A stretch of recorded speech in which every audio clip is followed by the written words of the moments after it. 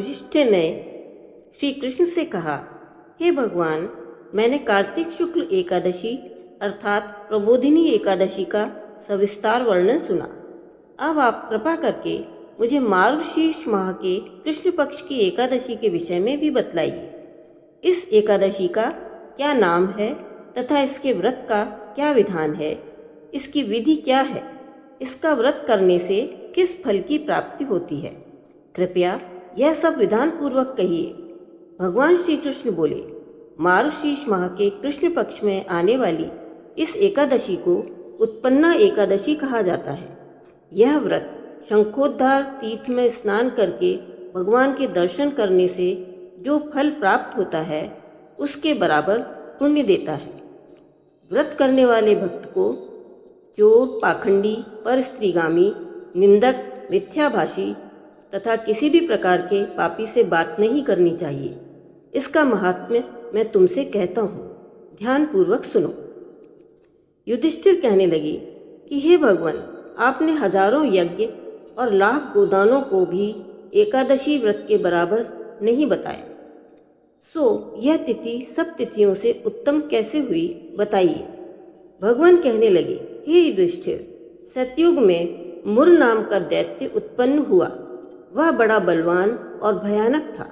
उस प्रचंड दैत्य ने इंद्र, आदित्य, वसु, वायु, अग्नि आदि सभी देवताओं को पराजित करके भगा दिया। तब इंद्र सहित सभी देवताओं ने भयभीत होकर भगवान शिव से सारा वृतांत कहा और बोले, हे कैलाशपति, मुर दैत्य से भयभीत होकर सब देवता मृत्युलोक में फिर रहे हैं। तब भगवान शिव ने कहा, हे देवताओं, तीनों लोकों के स्वामी, भक्तों के दुखों का नाश करने वाले भगवान विष्णु की शरण में जाओ, वे ही तुम्हारे दुखों को दूर कर सकते हैं। शिव जी के ऐसे वचन सुनकर सभी देवता क्षीर सागर में पहुँचे। वहाँ भगवान को शयन करते देख हाथ जोड़कर उनकी स्तुति करने लगे कि हे देवताओं द्वारा स्तुति करने योग्य प्रभु, आपको बारंबार नमस्कार है। देवताओं की रक्षा करने वाले मधुसूदन, आपको नमस्कार है। आप हमारी रक्षा करें। दैत्यों से भयभीत होकर हम सब आपकी शरण में आए हैं। आप इस संसार के कर्ता, माता पिता, उत्पत्ति और पालन करता और संहार करने वाले हैं। सबको शांति प्रदान करने वाले हैं। आकाश और पाताल भी आप ही हैं। सबके पितामह ब्रह्मा, सूर्य, चंद्र, अग्नि, सामग्री, होम, आहुति, मंत्र, तंत्र, जप, यजमान, यज्ञ, कर्म कर्ता, भोक्ता भी आप ही हैं। आप सर्वव्यापक हैं। आपके सिवा तीनों लोकों में चर तथा अचर कुछ भी नहीं है। हे भगवान, दैत्यों ने हमको जीतकर स्वर्ग से भ्रष्ट कर दिया है और हम सब देवता इधर उधर भागे भागे फिर रहे हैं। आप उन दैत्यों से हम सबकी रक्षा करें।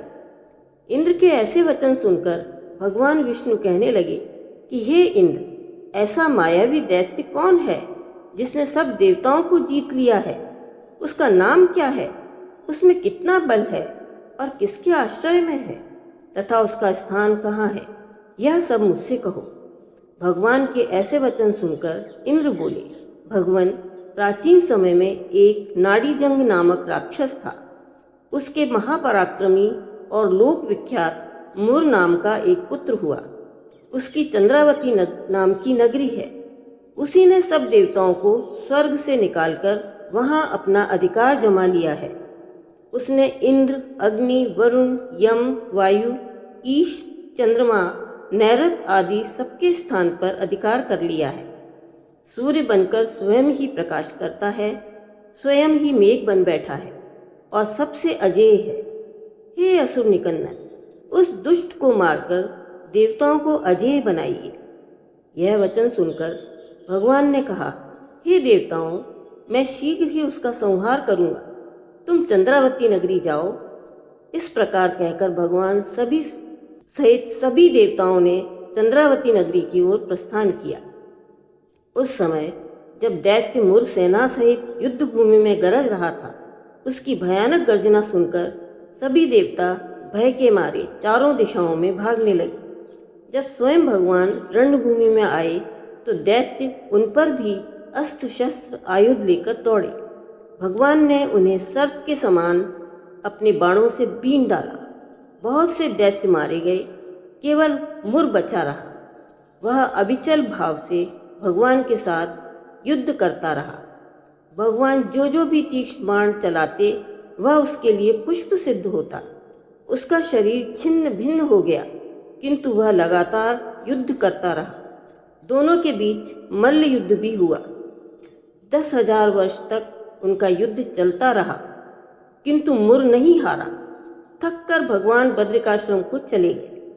वहाँ हेमवती नामक सुंदर गुफा थी। उसमें विश्राम करने के लिए भगवान उसके अंदर प्रवेश कर गए। यह गुफा 12 योजन लंबी थी और उसका एक ही द्वार था, किंतु भगवान वहाँ योग निद्रा की गोद में सो गए। मुर भी पीछे पीछे आ गया और भगवान को सोया देखकर मारने को उद्यत हुआ। तभी भगवान के शरीर से उज्ज्वल कांतिमय रूप वाली देवी प्रकट हुई। देवी ने राक्षस मुर को ललकारा, युद्ध किया और उसे तत्काल मौत के घाट उतार दिया। श्री हरि जब योग निद्रा की गोद से उठे तो सब बातों को जानकर उस देवी से कहा, आपका जन्म एकादशी के दिन हुआ है, अतः आप उत्पन्ना एकादशी के नाम से पूजित होंगी। आपके भक्त वही होंगे जो मेरे भक्त हैं। श्री हरि।